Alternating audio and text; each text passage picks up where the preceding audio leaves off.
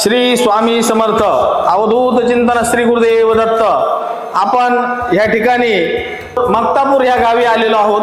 तालुका नेवासा, जिल्हा अहिल्यानगर। या ठिकाणी कुणालाही काहीही अडचण असो, त्यांचं व्यसन पहिले इथं सोडलं जातं। तुम्हाला एक प्रश्न विचारायचा, तुम्हाला किती वर्ष झाले मंदिरात येतात तुम्ही? स्वामी समर्थ मंदिरात 1 वर्ष झालं। 1 वर्ष झालं। कशासाठी आले? दारू सोडण्यासाठी आलतो। काय गुण तुम्हाला? गुण आला कसा? म्हणजे त्यांनी मला औषध वगैरे दिलं। मी मग त्याच्यानंतर मला दारू म्हणजे पिण्याचे हेच नाही झालं, पिण्याची एक वासना नाही राहिली. वासनाच नाही राहिली। म्हणून या ठिकाणी महाराजांनी, राजेंद्र गिरे महाराजांनी या ठिकाणी व्यसन मुक्ती केंद्र स्थापन केलेलं आहे। आणि एक नवीन सुरुवात आहे महाराजांची। एक 10-5 वर्षाच्या कालखंडातली ही सुरुवात आहे।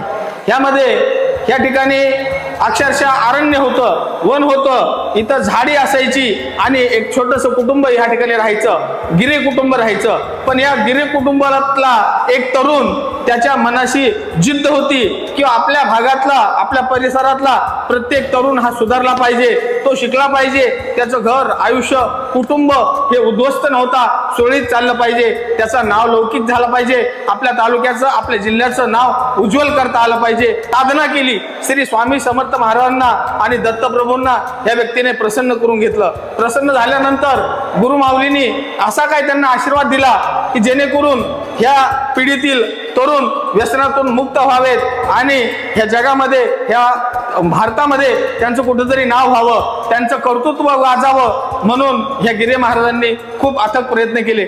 माझं नाव गंगाधर भाऊलाल शेजोळ, राहणार छत्रपती संभाजीनगर। माझा ग्लास ॲल्युमिनियमचा व्यवसाय आहे। मी प्रतिदिवस माझे बेअरच्या म्हणजे व्यसनामध्ये 1,500-1,200च्या पुढे जात होते। मला 1.25 महिना आज कंप्लीट होत आहे। माझी आत्ताच्या प्राईम पिरियडमध्ये माझा एक दिवस पण माझी अशी काही इच्छा झाली नाही की दारू प्यावे किंवा नॉनव्हेज खावे। आणि माझ्या धंद्यामध्ये खूप प्रगती झाली, म्हणजे पूर्वीपेक्षा म्हणजे 50% म्हणजे 100% फरक पडला मला।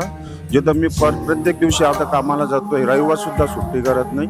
तसं मी पूर्वी दारूच्या व्यसनीमुळे मी कधी अर्जंट काम असलं तरी पूर्ण दिवस दारू पेत राहत होतो, तो खूप लॉस होत होता। आता खूप फरक पडला स्वामी समर्थाच्या कृपेमुळे, खूप फरक। मी आता माझ्या भावाला सुद्धा घेऊन आलोय, मला जाणवल्यामुळं। श्री स्वामी समर्थ। त्या अथक प्रयत्नांमधून खूप तरुणांची व्यसनातून मुक्तता झाली आणि हे व्यसनाधीन तरुण आज चांगले व्यवस्थित जगू लागले। लोकांमध्ये, समाजामध्ये त्यांचं नाव तयार झालं। कुणी नोकरीला लागले, कुणी उच्च पदस्थ गेले, कुणी राजकारणामध्ये सक्सेस झाले। आणि जे काही माझे शेतकरी बांधव आहेत, ते शेतकरी बांधवाचं गरीब कुटुंब उद्ध्वस्त होण्यापासून ह्या राजेंद्र गिरे महाराजांनी वाचवलं। आणि वाचवल्यानंतर अनेक भक्तांनी प्रेरित होऊन या ठिकाणी आपापल्या समर्पण भावनातून खूप मोठं या ठिकाणी एक बांधकाम इथं झालेलं आहे।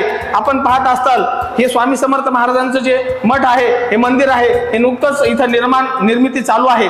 या ठिकाणी महाराजांची मूर्ती बसवण्यात येणार आहे। आणि माझ्यासोबत पलीकडे जे मंदिर आहे, मठ आहे, त्या ठिकाणी आरती, सभागृह आणि व्यसनावर सगळ्या लोकांना समुपदेशन केलं जातं, जेणेकरून तरुणांचं व्यसन सुटावं आणि त्यांनी चांगल्या मार्गाला लागावं आणि आपल्या सगळ्यांचे असेच सहकार्य लाभावे। आणि या ठिकाणी येऊन आपण सुद्धा व्यसन मुक्ती केंद्रामध्ये एक योगदान द्यावे, पाहावं आणि तरुणांना इकडे आणावं। जास्तीत जास्त तरुणांना आपण सगळ्यांनी इकडे सहभागी करून घ्यावं, जेणेकरून आपला जो स्वच्छ भारत आहे, सुंदर भारत आहे आणि अखंड हिंदुस्थान आहे, त्या हिंदुस्थानातील तरुण व्यसनमुक्त होऊन चांगलं जीवन जगावा आणि आपल्या राष्ट्राला नवीन प्रेरणा द्यावी। जय हिंद, जय महाराष्ट्र। श्री स्वामी समर्थ अवधूत चिंतन श्री गुरुदेव दत्त।